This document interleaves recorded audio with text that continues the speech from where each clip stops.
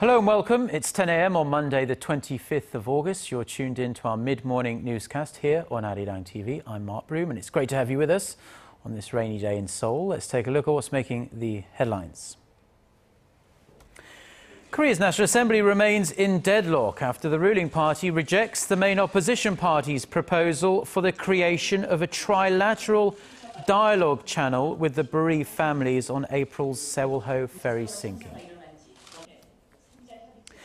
A new study shows Koreans work the second longest hours among OECD member nations. The average worker in Korea spends an average of over 2,100 hours per year in the office. Plus, a powerful 6.0 magnitude earthquake rocks California's northern Bay Area, injuring scores of people, 3 seriously. Both start this morning at Korea's National Assembly, and the ruling party has rejected a proposal by the opposition party to negotiate a long-stalled bill on April's Sewol-ho ferry disaster with the victims' families. The ruling Saenuri Party's floor spokesperson expressed concerns on Sunday that the opposition New Politics Alliance for Democracy may be attempting to break a previous agreement between the two parties. He added that passing a bill through the tripartite negotiations would be a violation of representative democracy. Earlier, the opposition had not only proposed the three-way talks, but also pressured President Park Geun-hye to listen to the families who have been camping out near the presidential office of Cheongwadae, demanding to meet the president. Political wrangling over the details of the bill have stalled the passage of other major bills and put the brakes on the president's running of state affairs. Now, Korea's Ministry of National Defense is going to meet on this Monday to discuss ways to reform the military after a slew of violent incidents at frontline barracks, including the recent bullying death of a young army conscript. A government official says a military culture reformation committee will talk about ways to change the military judicial system, as well as the possible establishment of a military ombudsman at the National Assembly. The committee consists of 113 military experts, including Defence Minister Han Min-gu. The death of the army private who was beaten to death in April, as well as the case of a soldier who previously was known to require extra attention, that shot himself dead during a live-fire exercise, has sparked a massive debate about harassment and just the overall general culture in Korea's military. US President Barack Obama is planning to shake up his team in charge of US-North Korea policy. According to sources in Washington on Sunday, the president is expected to name Sidney Seller, who is the director for Korea at the National Security Council. He may well become the new US special envoy to the six-party denuclearization talks. The outgoing US ambassador to South Korea, Sung Kim, will most likely replace Glyn Davies as the special representative of the Secretary of State for North Korea policy. Despite the new faces, however, watchers say the Obama administration's North Korea policy will most likely stay the same.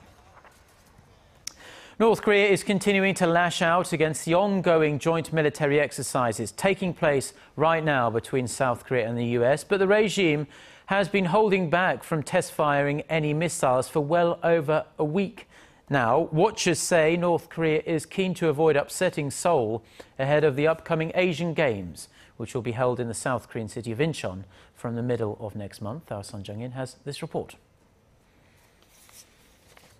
2 days before Seoul and Washington kicked off their annual 2-week Ulji Freedom Guardian exercise, the North Korean military began making threats. If we decide South Korea's small and big military bases will turn into a sea of fire and a heap of ashes.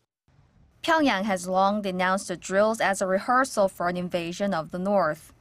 But since it fired 5 short-range rockets into the East Sea on August 14th, the North has shown some restraint. Instead, it has proposed talks to discuss logistics for its athletes and cheering squad at the upcoming Incheon Asian Games. The North Korea proposed talks on the practical issues related to the Asian Games through an exchange of letters. Experts view the North's latest contradictory moves of threats and offers of dialogue as a typical stick-and-carrot strategy. As opposed to their threatening remarks in written words, I think the North will propose more dialogue in the future to send its delegation to the Asian Games. Many experts believe inter-Korean talks will resume after the joint drills are over, but most agree it will be difficult to attain many tangible results on issues such as holding family reunions and resuming tours to North Korea's Mount Kumgang Resort. 손정인, Arirang News. And while we're on inter-Korean cooperation, the two Koreas are set to begin exchanging opinions on a variety of issues related to North Korea's participation in the upcoming Asian Games. That will take place in Incheon. A South Korean government official said Sunday that communications between the two sides will likely start at the beginning of this week. One subject of discussion could involve the question of whether the South will shoulder the entire cost of the North's participation, as Pyongyang has asked for. The North Korean government notified Seoul last Friday that it would dispatch a 273-member delegation. This includes 150 athletes. The two sides have agreed to discuss the details of the North's participation through an exchange of letters rather than face-to-face. This year's Asian Games kick off in Incheon on September 19th. Now, a map produced by the Japanese government many years ago that recognises Korea's ownership of its easternmost islands of Dokdo has been unveiled in what is a very clear piece of evidence refuting Japan's continual claims to the territory. Our Chae-yu-san has this report. For the 10th consecutive year, the Japanese government has claimed ownership of the Korea-controlled Dokdo Island in the East Sea. The latest claim appeared in a defense white paper released earlier this month. But now, a recently released map shows that Japan considered Dokdo to be Korean territory right after its surrender in World War II. Korea's state-run Northeast Asian History Foundation revealed a scanned file of the map, which was discovered by researcher Jung Tae-man. The map, drawn up by Japan before it signed a peace treaty with Allied forces in September of 1951, clearly excludes Dokdo from Japanese territory. Instead, it has a semicircle surrounding the islets, indicating they belong to Korea. Korea argues it regained sovereignty over Dokdo along with the rest of the Korean peninsula after its post-war independence from Japan's colonial rule. For years, conservative groups in Japan have claimed Dokdo was labeled their territory on the map, which was submitted to the Japanese parliament before it ratified the peace treaty. Japanese researchers, however, never publicized it. The map appears to offer evidence that both the Japanese government and parliament once recognized the islets as Korean territory. What's also interesting is how Chung found the map. He said a conservative Japanese person had posted the map obtained from Japan's National Diet Library on his website to prove that Dokdo was Japanese territory. But he perhaps failed to catch the semicircle because the islets' names were written over it. Chae-yu-san, Arirang News. Now, if you thought you'd heard that Koreans work a lot, then you'd heard correctly. A new study shows Koreans work the second longest hours among OECD nations. The data released on Sunday shows that Koreans worked an average of 2,163 hours last year. That's about 45 hours a week. With that number, Korea only falls behind Mexico, which is at the top with the highest number of working hours of 2,237. From the year 2000 to 2007, Korea actually ranked number one with the most number of working hours until being overtaken by Mexico in 2008. The country with the least number of working hours, you might be surprised to hear, is the Netherlands, which is at around 1,300 hours. That's under 30 hours a week.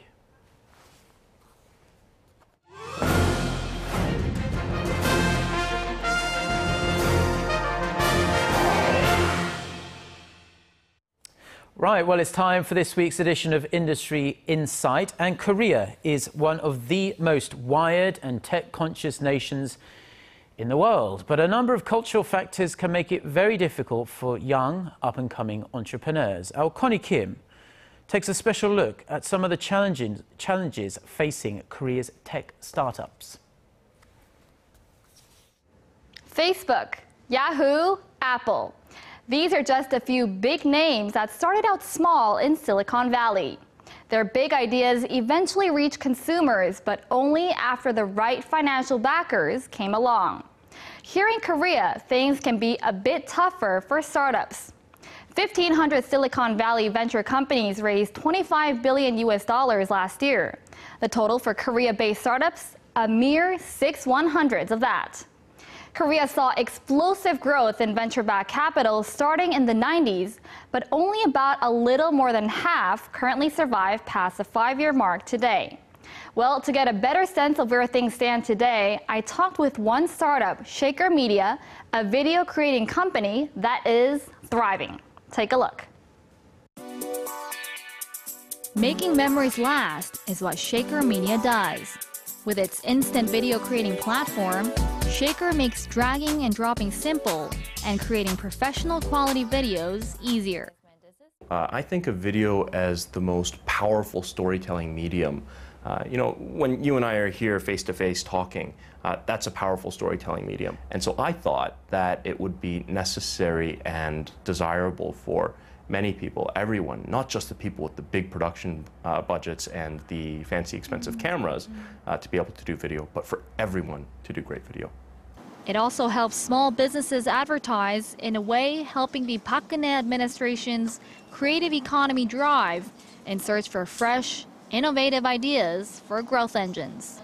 Video ads have 3 times the click-through rate of mobile advertisements. They are effective, but small businesses just couldn't participate because they couldn't afford to spend $20,000, $30,000, $40,000, $50,000 on producing a beautiful video advertisement. Born 3 years ago, Shaker now serves customers all throughout Asia and the Americas, having raised about $3 million as of May this year. So I know it's quite tough for Korean venture companies to get investment. Where did you get the investment from? There is a lot of venture capital available here in Korea today. Angel investors are very active.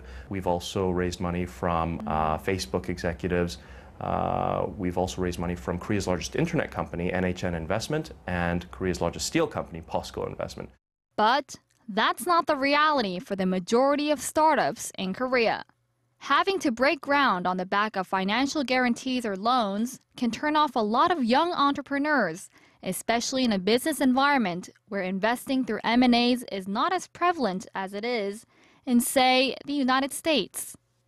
But Lee says Korea is the market to try out new things as long as young entrepreneurs utilize a strong IT infrastructure and low entry barrier for startups in the country.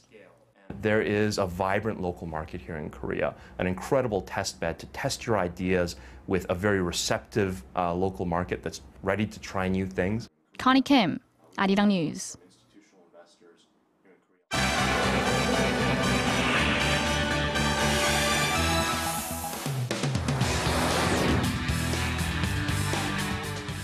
Time now for a look through the international headlines we're following on this Monday morning. For that, we turn to our Eunice Kim, standing by at the news centre. Good morning, Eunice. Hello, Mark. Now, a couple of earthquakes to talk about today. We are getting word of a magnitude 7.0 quake out of Peru. You're absolutely right, and that, of course, follows the powerful magnitude 6.0 quake that shook Northern California early Sunday morning local time, and residents there are assessing the damage. Our Shin Se-min has this story. The strongest quake to hit California in a quarter-century saw scores of people hospitalized, cause houses to burst into flames, and damage scores of buildings in California's Napa Valley. A 6.0 magnitude earthquake rocked California's wine country at around 3:20 a.m. on Sunday local time, with the epicenter less than 10 kilometers southwest of Napa. The earthquake was felt over a huge portion of California in San Francisco, but the most powerful tremors were recorded in Napa and Sonoma County. More than 30 aftershocks followed the quake, according to the U.S. Geological Survey. Officials at Queen of the Valley Medical Center in Napa say at least 6 people have been critically injured, with 120 less seriously hurt. California Governor Jerry Brown has declared a state of emergency and said state officials were working closely with state and local emergency managers, first responders, and transportation officials. California is not a safe zone when it comes to earthquakes, as it sits right above the Pacific's ring of fire, where earthquakes and volcanic eruptions occur often. In 1906, San Francisco was struck by 7.8 magnitude quake that killed over 3,000 people and destroyed 80% of the city. In 1989, another powerful quake hit in a similar area, killing more than 60 and injuring hundreds. On the southern side of the Ring of Fire, Peru has been hit by a powerful 7.0 magnitude quake. There were no immediate reports of damage or injuries. Shin Se-min, Arirang News. And turning now to Syria, an American journalist kidnapped back in 2012 has been released by his radical Islamist captors. Peter Theo Curtis was being held by the Jabhat al-Nusra terrorist group, an al-Qaeda affiliate in Syria that has been fighting the government of President Bashar al-Assad. Reports say Curtis was released to UN humanitarian peacekeepers in the Golan Heights Sunday, where he was met by U.S. government officials and moved out of the country. His family said they were deeply relieved and grateful for his return, while thinking constantly of the other hostages who are still being held. U.S. Secretary of State John Kerry, who confirmed the release in a statement, said the U.S. was using every diplomatic, intelligence and military tool it holds to secure the release of other Americans held hostage in Syria.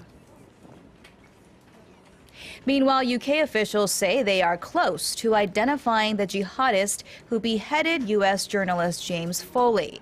The killer's British accent had triggered a search by UK officials. UK ambassador to the U.S., Peter Westmacott, told CNN that his voice is being analyzed by sophisticated American voice recognition technology, saying that a great deal was being put into this search for the Islamic State militant. Reports say the man is believed to be from London and calls himself John. Ambassador Westmacott also warned he is just one of an estimated 500 Britons who have traveled to Syria and Iraq to take part in jihad. An Englishman who contracted Ebola while living in Sierra Leone has landed in the UK for treatment. The British national is the first to contract the virus in nearly 40 years.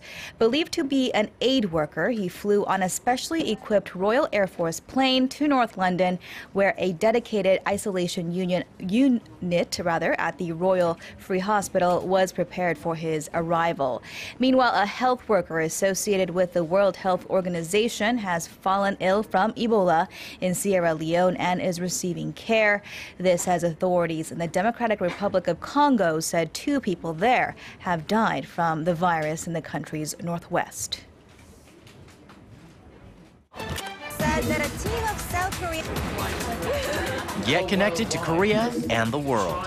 Join us every weekday for the latest developments out of Korea, Asia, and beyond. On air, on your mobile, and online, we lead the way every day. Arirang News. To try and resolve the crisis in Ukraine, the European Union also offers 15 billion. Now, the Korean period blockbuster Roaring Currents continues to up the local box office ante. It's the most watched movie in Korean film history, and it smashed through the 16 million viewer mark on Sunday and looks to go even higher. And as our Gwon-so-ah reports, part of its success can be attributed to its rather nice visual effects. The intense naval combat scene depicting the historic Battle of Myeongnang with hundreds of vessels was in reality made using just 4 ships during filming. The backdrop of 330 Japanese ships charging vigorously along with hundreds of soldiers were brought to life with sophisticated 3D computer graphics. Even the sea waves are fake. The battle scene takes up half of the movie, and visual effects were used in over 90% of the filmmaking process. We had over 60 minutes of a battle scene to depict, with more than 300 vessels, so it is no exaggeration to say that almost all the scenes were made using special effects. The swirling torrents crashing against the ships and other water movements in particular were hard to create, and they had to make use of what was available. For the speed of the water or direction of the wind, things that were impossible to digitalize, they worked from experience. With the high level of visual effects being stressed in making movies, we had a long, extensive discussion about solving the technical obstacles. I think we ended up with a satisfactory result. Korean digital technology is slowly gaining recognition in the cinema industry after years of research and development. It's now being regarded as one of the main reasons for the wild success of the movie Roaring Currents. 권소아, 아리랑 뉴스.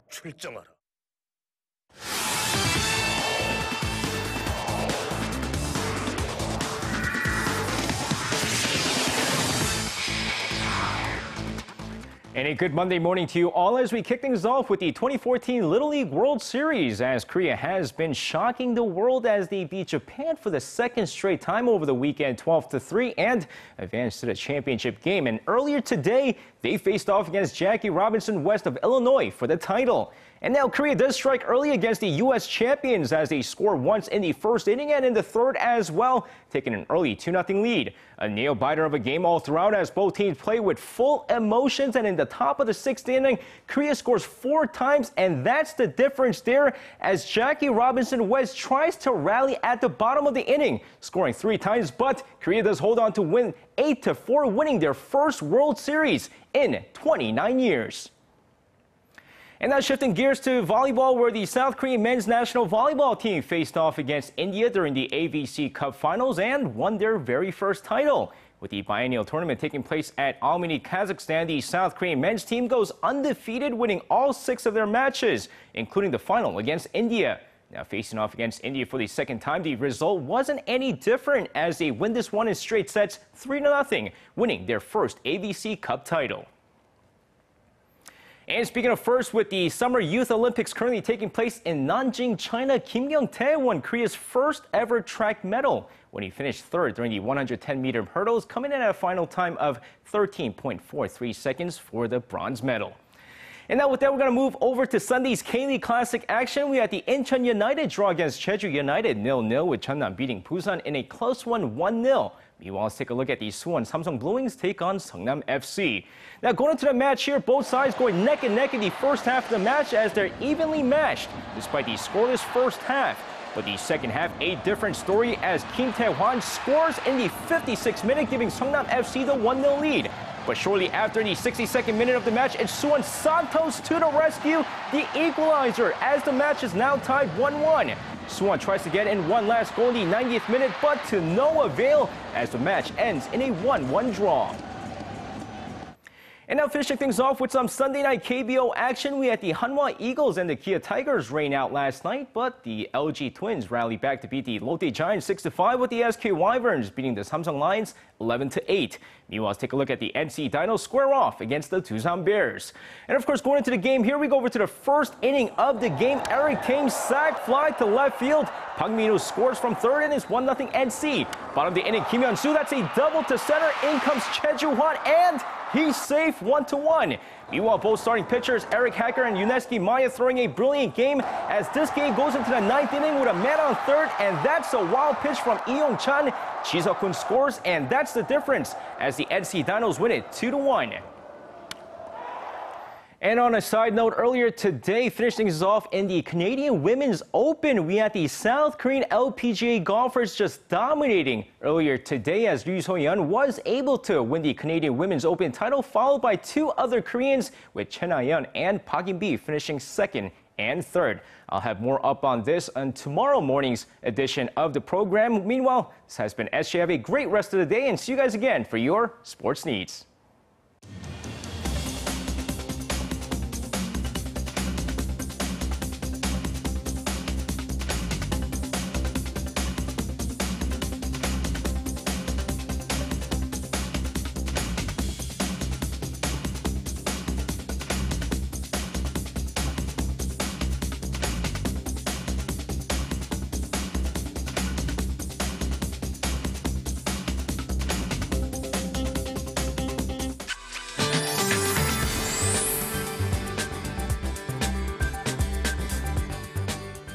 Well, the rain is pounding in some of the areas down south. Heavy rain watch has been issued in those regions, whereas the central parts of the peninsula will just see light showers in the early hours. So depends on where you are. You could see heavy to light showers throughout the day. And with the rain and overcast skies, the temperatures will be much cooler than yesterday, as the high in the capital will rise to 26 and Busan will rise to 25 this afternoon.